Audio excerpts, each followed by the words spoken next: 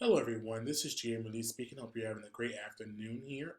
This is the EDL 556 course, Technology and Higher Education, and today I'm presenting to you all on my current event project. Hope you all enjoy. For my current event project, I chose to study a situation that occurred at the University of Oklahoma in the history department, in which they chose to work together with the History Channel to present a history course on American history of recent years. And it was led by Dr. Stephen M. Gillen of the institution, who's a very well-known historian all around the area of the field of study. It definitely was an interesting topic to me because I was a history major undergrad. In addition to which, I do love the University of Oklahoma, and I'm very familiar with the success they've had. Also, I'm a lover of the History Channel and am aware of recent issues that are centered around the channel. So, without further ado, I will briefly fill you in on what happened here. So what happened was that Dr. Gillen got together with the channel and decided to create an introductory course on American history of recent years. He chose to kind of pitch the idea of doing a survey from 1865 to present, and really trying to get a good introductory course in for the topic. And in doing such, he realized that the History Channel had a very well-known reputation of having quality programming in the past years. And in addition, they had resources that they could use on the website that contained a lot of history things. So what they gave in turn was a course that integrated a portion of lectures by Dr. Gill, and then concluded with a bit of history with their video or whatever had from the History Channel's archives. Um, and students were able to access this online. And what was great about it was that you didn't have to actually pursue a college degree in order to obtain the course. You could sign up for $500 and you receive it and then receive college credit for it, 3 college credits. Or you could do a half off $250, and in that way you could receive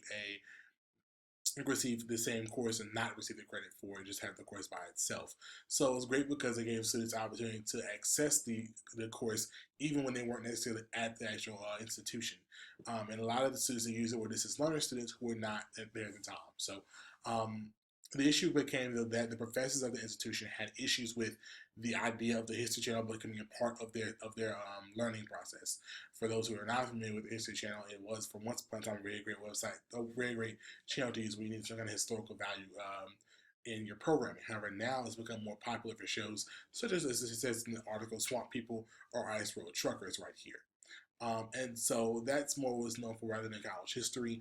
And so because of which some of the professors really felt like it was not really a very great way to incorporate learning or incorporate pop media into historical learning. So that was kind of what happened there with the issue. But overall, the course received a lot of interest at the time. We had a lot of students who were applying for the course, and it was definitely something they enjoyed to do. And not only were students applying from within the university, they were also applying from all across the country, which was even more better because you had more students who were doing this as learner at the University of Oklahoma. Um, so I definitely found a lot of issues there interesting in the topic, and I wanted to touch on 3 issues that came up to me that I think that happened. First of all, I will say I'm in favor of the idea of this course happening. I do think it's a very great initiative, despite the History Channel's reputation currently. I think it's a very great project. So here are my 3 topics. First of all, higher education is changing. It's changing rapidly. Things are not the same anymore as we've known it. What happened in our parents' years some years ago is not different from our years. It will be far differently a decade down the line later on. We must be prepared for that change and to adapt. I do believe that this is yet again another reminder of changes. As we know, mass open online courses are a big thing nowadays, and we're seeing that's taking off and skyrocketing as well. Well, this is an opportunity for an institution to have its stake as well into a topic or into the online learning as well. I think that the professor gave a good way for students to receive the learning they needed at their desktop. It was very great for that. I think he has the support of his provost, as well as other higher ups, but it's just that his faculty members had a problem with it and even question his learning process behind it. So we have to adapt to the changing around. If we don't, we will fall by the wayside as well. Number 2, innovation is never easy. In my actual paper that I wrote for my professor, there is a topic in there that discusses the idea of the California State University trying to conduct a joint effort with all the colleges and making an online college for online education, if you will. And it actually miserably failed. They needed 70,000 students to actually apply and be a part of it. They were doing it in conjunction with a major book company. And what happened was that I only had 138 students to apply in the company overall field. So there is times where it may not work well. However, instances like this show that it can still work well for you if you do it right. So I do believe that this course is great because you take a chance at innovation and hope for the best. No one really, when you jump out on off a cliff and take a chance that you get to another cliff, there are chances that you may not actually make it to the next cliff, but I think it's still worth the jump at the end of the day. So I think that we have to realize innovation is never easy. But I do applaud Dr. Gillen for my third reason because I do believe in order to make innovation easy, we have to use our resources. And I believe he did a very great job of doing that. The History Channel does have its flaws and its criticism these days. However, I will say that at the end of the day, they do a fantastic job of having resources and things on the side that could be beneficial to any student who is taking an introductory level in history.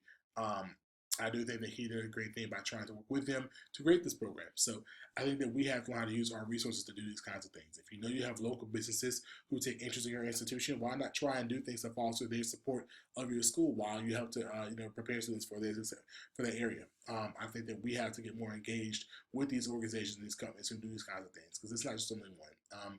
If we're not careful, what will happen is you'll start to see the other institutions who are not non-profit schools, for-profit schools, will take our job and do these kinds of things, and we'll start to see a lack of interest in nonprofit institutions. So I definitely find this article to be interesting. I definitely think it calls upon us to really think of what we're going to do to continue to make innovative education a reality. I think that it's something that we need to really strongly consider in the future as well. So I hope to see more colleges continue to take this effort. I do know that the program is still continuing because it's still listed on the History Channel's website that they could join with USC Oklahoma. So I know it's still happening even though there were issues earlier. So hope you all have a good afternoon. Please let me know if you have any thoughts on this topic. Thank you.